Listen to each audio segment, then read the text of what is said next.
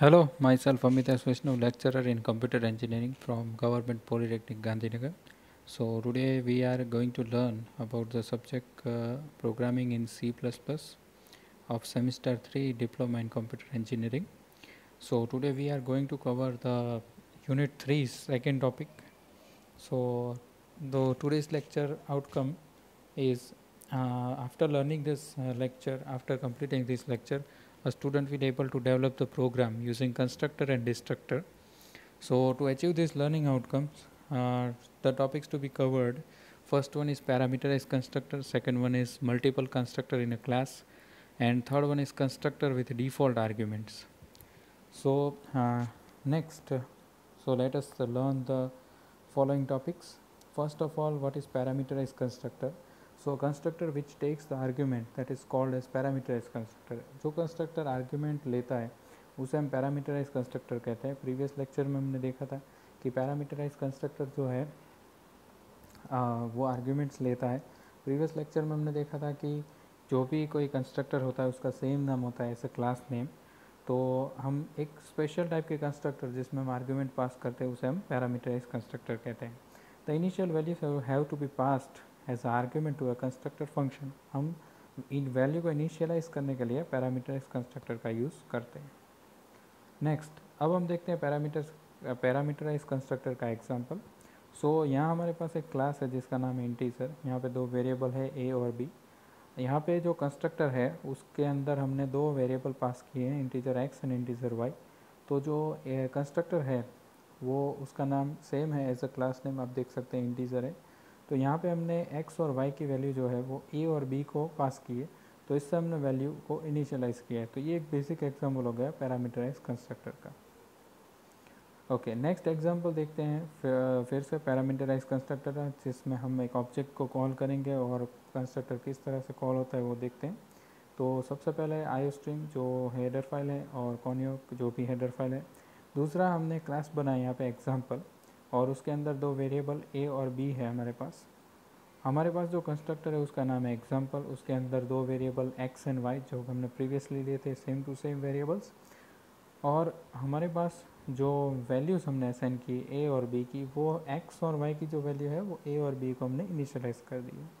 इसके अंदर हमने सी आउट में एक सिंपल मैसेज प्रिंट किया है आई एम कंस्ट्रक्टर. तो जब भी कंस्ट्रक्टर कॉल होगा तो सी आउट में जो मैसेज होगा वो प्रिंट होगा आई एम कंस्ट्रक्टर. तो इससे हमें पता चलेगा कि एक्स की वैल्यू ए को इनिशियलाइज हुई है और वाई की वैल्यू बी को इनिशियलाइज हुई है. नेक्स्ट हमारे पास डिस्प्ले मेथड है. डिस्प्ले मेथड के अंदर हमने वैल्यूज़ करके ए और बी की जो वैल्यू है वो स्क्रीन पर डिस्प्ले की है. कंटिन्यूइंग टू द एग्जाम्पल, तो हमारा जो नेक्स्ट है वो है मेन मेथड. तो मेन मेथड के अंदर हमने एग्जाम्पल जो हमारा क्लास का नाम था स्पेस करके ऑब्जेक्ट लिखा है. तो यहाँ हमने उस क्लास का ऑब्जेक्ट बनाया है और ऑब्जेक्ट बनाने के समय हमने पैरामीटर के अंदर वैल्यू पास की है 10 और 20. तो जो 10 और 20 जो वैल्यू है उससे कंस्ट्रक्टर इन्वोक होगा.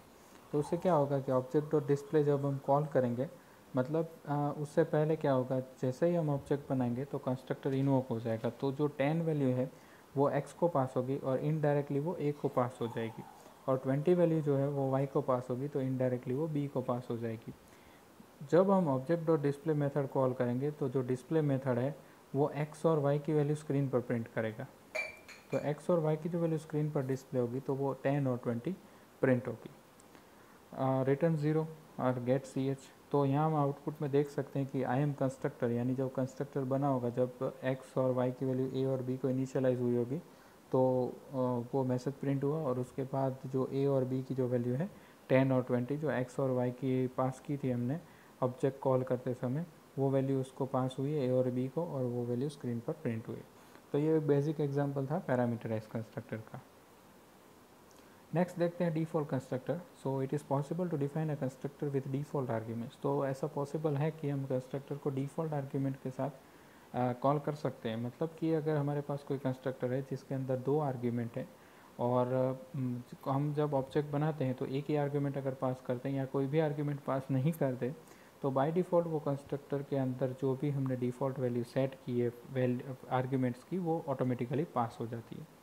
So the default argument constructor can be called with either one argument or no argument, as we have discussed.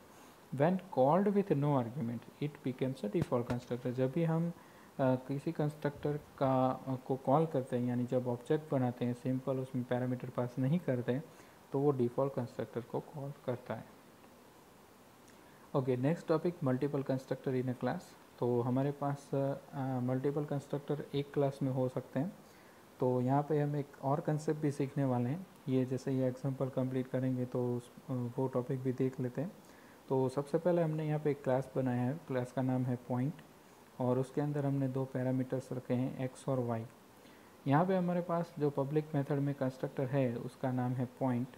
तो यहाँ पे कोई भी पैरामीटर पास नहीं किया, इसलिए ये डिफ़ॉल्ट कंस्ट्रक्टर है। तो डिफ़ॉल्ट कंस्ट्रक्टर के अंदर हमने एक्स और वाई की वैल्यू इनिशियलाइज़ की है 0 0। कंटिन्यूइंग टू द एग्जांपल, तो हमारा जो दूसरा कंस्ट्रक्टर है उसका नाम पॉइंट है, और उसके अंदर दो पैरामीटर पास किए हैं x1 और y1, और उसके अंदर जो x1 की वैल्यू वो x को पास हो रही है और y1 की वैल्यू वो y को पास हो रही है। तो ये एग्जांपल हो गया पैरामीटर इस कंस्ट्रक्टर का। और हमारे पास तीसरा कंस्ट्रक्टर है वो है कॉपी कंस्ट्रक्टर। तो उसका नाम पॉइंट, और उसके अंदर जो पैरामीटर पास हो रहा है वो पॉइंट %p। इसका मतलब ये हुआ कि as a object as a argument pass हो रहा है। तो जो p डॉट एक्स की वैल्यू होगी वो x को पास होगी, और p डॉट वाई की वैल्यू है वो y को पास होगी। तो यहाँ पे हम एक कंसेप्ट जो सीखने वाले हैं वो ये सीखने वाला है कि हमारे पास जो कंस्ट्रक्टर है उनका नाम सेम रहता है, कंस्ट्रक्टर का नाम, लेकिन उनके आर्ग्यूमेंट्स डिफरेंट है। तो हम आपने यूनिट 2 में सीखा था कि फंक्शन ओवरलोडिंग। तो फंक्शन ओवरलोडिंग क्या था? तो functions with same name but different argument. तो यहाँ पे हमने जो कंसेप्ट सीखने वाले हैं वो ये है कि constructor with same name but different argument, तो इसे हम कह सकते हैं कंस्ट्रक्टर ओवरलोडिंग। तो कंस्ट्रक्टर ओवरलोडिंग क्या हुआ? Constructor with the same name but different argument. तो यहाँ पे हमारे पास तीन कंस्ट्रक्टर हो गए, डिफ़ॉल्ट कंस्ट्रक्टर, पैरामीटराइज कंस्ट्रक्टर और कॉपी कंस्ट्रक्टर। तो ये एग्जांपल हो गया हमारा कंस्ट्रक्टर ओवरलोडिंग का। अब कंटिन्यू रखते हैं प्रोग्राम। हम मेन मेथड में इसका ऑब्जेक्ट बनाते हैं और देखते हैं कि कंस्ट्रक्टर किस तरह कॉल होंगे। हमारे पास पुट पॉइंट मेथड है, उसके अंदर हमने सिंपली एक्स और वाई की वैल्यू डिस्प्ले की है, और उसके बाद क्लास का जो एग्जीक्यूशन था वो कंप्लीट हो गया। उसके बाद मेन मेथड, तो मेन मेथड के अंदर हमने पॉइंट p1 करके सिर्फ ऑब्जेक्ट बनाया। तो जब हम ऑब्जेक्ट सिंपल बनाते हैं उसके अंदर कोई भी आर्ग्यूमेंट पास नहीं करते तो वो डिफ़ॉल्ट कंस्ट्रक्टर को कॉल करता है। और सी आउट के अंदर हमने p1 करके मैसेज प्रिंट किया, और p1 डॉट पुट पॉइंट करेंगे तो x की वैल्यू 0 और y की वैल्यू 0 प्रिंट होगी, क्योंकि डिफ़ॉल्ट कंस्ट्रक्टर में हमने x और y की वैल्यू 0 रखी थी। Okay, continue. पॉइंट p2 और 5 और 7 हमने, यानी दूसरा एक ऑब्जेक्ट बनाया p2 पॉइंट क्लास का, उसके अंदर हमने 5 और 7 पास किया। तो जैसे ही हमने ऑब्जेक्ट बनाया उसके साथ आर्ग्यूमेंट पास किए, पैरामीटर्स पास किए, तो ये पैरामीटर इस कंस्ट्रक्टर को कॉल करता है। और p2 डॉट पुट पॉइंट करेंगे तो x की वैल्यू 5 और y की वैल्यू 7 स्क्रीन पर प्रिंट होगी। सेम हमने एक तीसरा ऑब्जेक्ट बनाया p3 करके, पॉइंट p3, उसके अंदर हमने पैरामीटर पास किया है p2। तो p2 डॉट एक्स जो है वो p3 डॉट एक्स की वैल्यू होगी, और p2 डॉट वाई की वैल्यू है वो p3 डॉट वाई की वैल्यू होगी, क्योंकि हमने कॉपी कंस्ट्रक्टर में x equal to p dot X और y equal to p dot Y लिखा था। तो यहाँ पे भी जब p3 डॉट पुट पॉइंट करेंगे तो x इक्वल टू 5 और y इक्वल टू 7 प्रिंट होगा। रिटर्न 0, क्योंकि मेन मेथड है उसकी रिटर्न टाइप इंटीजर है। तो यहाँ पे ये जो प्रोग्राम था मल्टीपल कंस्ट्रक्टर को एक क्लास में कॉल करने के लिए, वो यहाँ पे कंप्लीट हुआ। Moving to the next topic, constructor with default arguments. तो ऐसा पॉसिबल हो सकता है कि कंस्ट्रक्टर के डिफ़ॉल्ट आर्ग्यूमेंट हो सकते हैं। तो default constructor is that will either have no parameters और all parameters have default value. तो डिफ़ॉल्ट कंस्ट्रक्टर के अंदर ऐसा हो सकता है कि उसके अंदर कोई भी पैरामीटर ना हो, या तो फिर उसके अंदर डिफ़ॉल्ट वैल्यूज़ हो। If no constructor are available for the class, the compiler implicitly create a default constructor. Less constructor without a constructor initializers or a null body.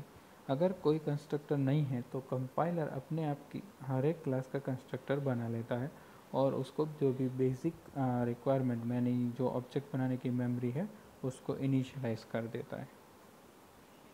Okay, default constructor का example देख लेते हैं।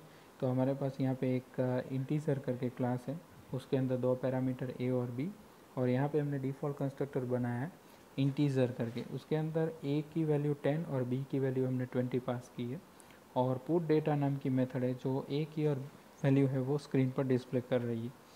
तो ये हो गया हमारा basic example of default constructor. So moving to the conclusion of this lecture, तो हमने तो पॉइंट्स सीखे इस लेक्चर के, उसका समराइजेशन करते हैं। तो सबसे पहले the constructor which can takes the argument that is called as parameterize constructor. तो ऐसा कंस्ट्रक्टर जो आर्ग्यूमेंट लेता है उसे हम पैरामीटराइज कंस्ट्रक्टर कहते हैं। There can be a multiple constructor with the same name and with different number of argument, it is called constructor overloading. तो हमने देखा कि कंस्ट्रक्टर जो है उनके नाम सेम होते हैं लेकिन वो डिफरेंट आर्ग्यूमेंट लेते हैं, तो उसे हम उस कंसेप्ट को हम कंस्ट्रक्टर ओवरलोडिंग कहते हैं। And third one is it is possible to define a constructor with default argument. तो ऐसा पॉसिबल है कि हम कंस्ट्रक्टर को डिफ़ॉल्ट आर्ग्यूमेंट से कॉल कर सकते हैं। Okay, so this is all about the conclusion of this lecture, and to view this lecture you can view this video as well as you can refer the basic books and references shown on the screen. And thank you for watching this lecture. Thank you.